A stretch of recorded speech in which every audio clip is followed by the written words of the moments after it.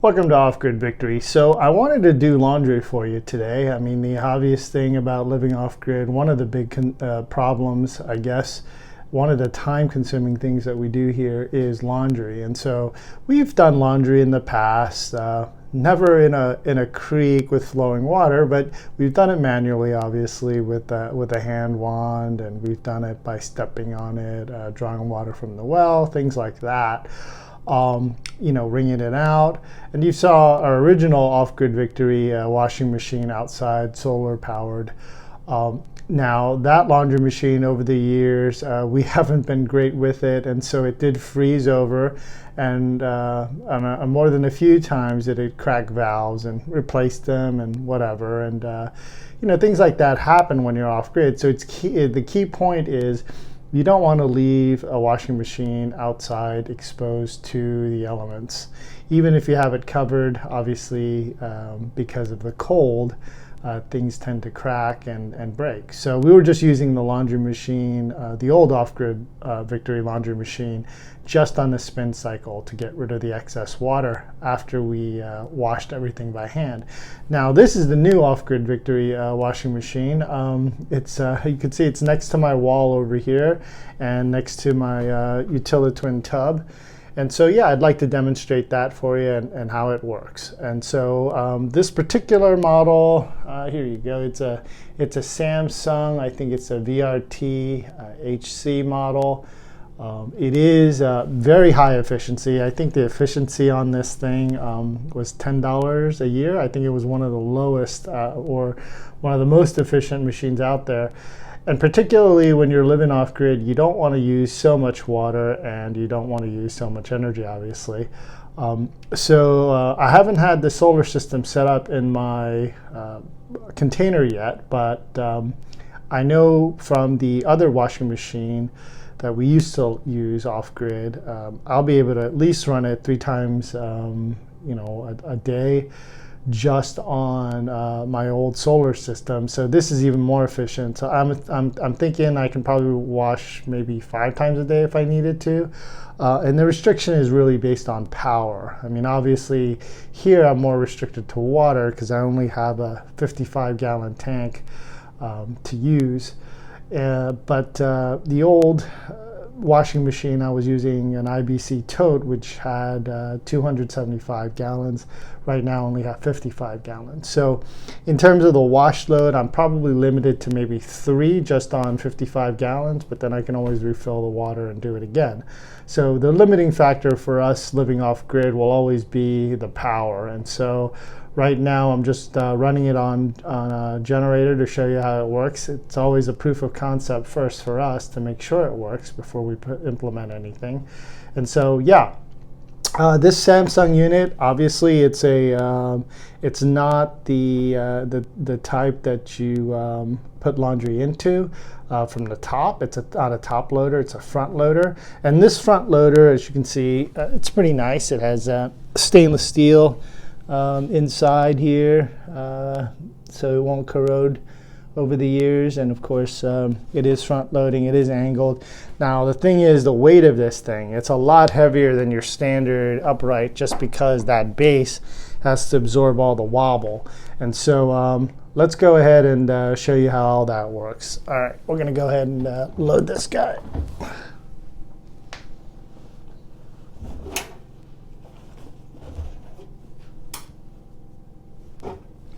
All right, while that's being loaded, I want to show you guys this. All right, so the waterworks system is based on all of this. So this PVC pipe brings in the water from the outside. Now, one of my brothers was asking me, why does your PVC system from the outside to the well look so janky? Well, the reason is because it needs to be removable. And so this is all removable too. It's not glued here and here. It's obviously glued down here, just in case I need access to the tank and I need to do some work on it.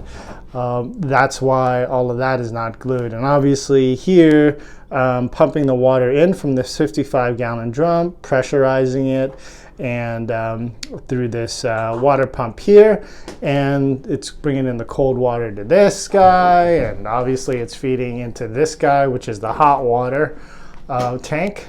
And this tank, will go ahead and fire that guy up in a minute to get our laundry done. And yeah, that supplies the hot water and the cold. In terms of the drainage, well, for now it's kind of janky. It's a utilitub. I'm putting the hose from the washing machine directly into the sink. You see that hole right there that was cut out, put in there. It won't come out because it has this kind of rubbery end. I'm not sure what I'm going to do with this, if I'm going to cut it shorter or mount it against the wall. We'll see. But right now it's good because it doesn't flip out when the laundry is being done. And so let's go ahead and start this guy. Let's see here. Alrighty, let's power it up. And it's on a quick cycle. We're going to do, let's see here. We're going to do warm, right? All right, and then medium.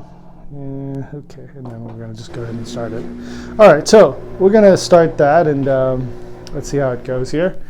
All right, so the water is coming from, obviously, the pressurized water system, and it's all being fed to this sink and to the washing machine. So we got the cold line here, the hot line here.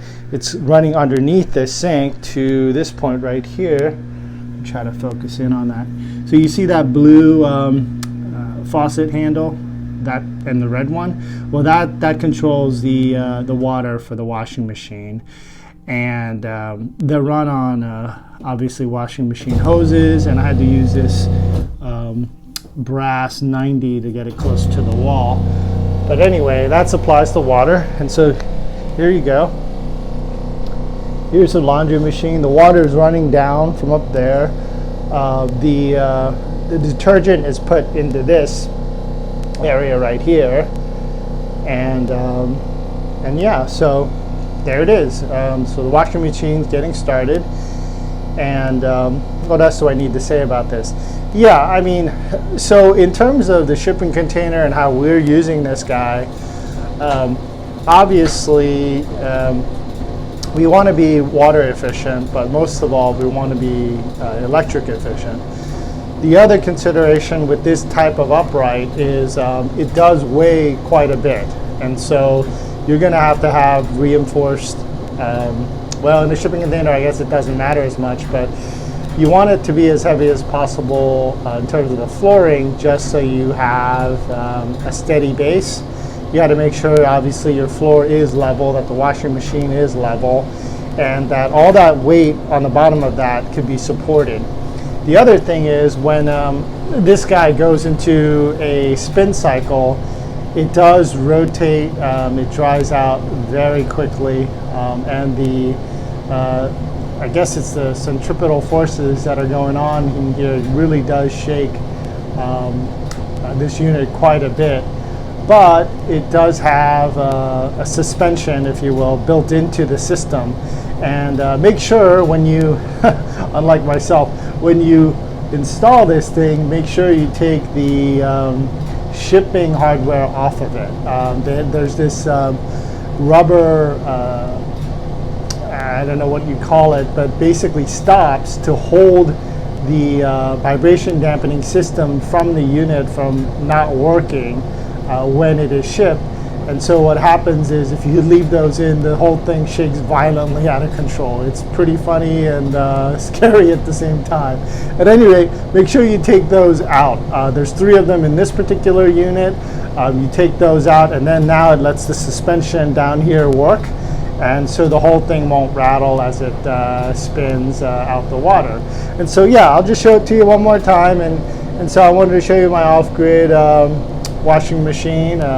This particular one is Samsung. Yes, I went out and bought it. I didn't get this free by any means. I buy everything on our channel, and everything is about proof of concept first. If it doesn't work, obviously, it doesn't need to be installed. Now that I know it does work, I'll clean it up. See, I have to put moldings on this doorway, and I have to mount my water line, everything else. But I know it works. I've run a few loads of laundry on it already. I'm very impressed by the cleanliness of this washing machine and how effective it is. Obviously, the noise issue I have to address, or maybe I just live with it. A viewer recommended I suspend the, let me show you. I suspend this water pump unit, but you know, even if I suspend it, the problem isn't the vibrations that hit this plastic. Yeah, it'll help if I like take it off a little bit off the ground like that and suspend it. It does help from this, but the unit itself, the pump, is super loud. So, you know, what am I going to do there? I guess I can close all of this off. Maybe not. Who knows? But like I said, the noise is slightly an issue, but overall, hey, that's neither here or there. I mean, the main thing is this washing machine works, and it works pretty well. And yeah, it'll continue on its merry cycle, and it'll finish up. Alrighty, shalom.